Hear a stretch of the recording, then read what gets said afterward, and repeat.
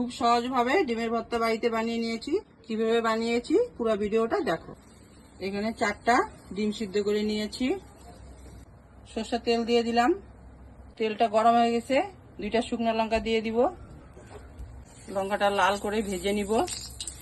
লঙ্কাটা ভাজা হয়ে গেছে, তুলে নিলাম। রসুন দিয়ে দিব। পেঁয়াজ কুচি দিয়ে দিলাম।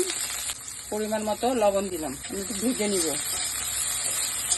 পেঁয়াজ আর রসুন ভাজা হয়ে গেছে, এখন আমি তুলে নিব।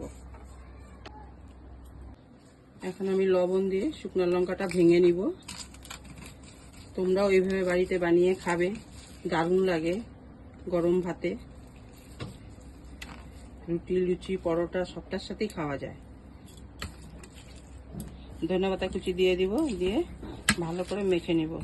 আমি তো কাঁচা লঙ্কা দিই নাই, তোমরা কাঁচা লঙ্কা দিবে, কারণ ঝাল বেশি খায় না আমার ছেলে, এই জন্য 2টা শুকনো লঙ্কা শুধু দিয়েছি। আমার ডিমের ভর্তা হয়ে গেছে। এখন উপর দিয়ে একটু সরষের তেল দিয়ে দিব। ভিডিওটা যদি ভালো লাগে লাইক, কমেন্ট, ফলো করে দিও। Thank you.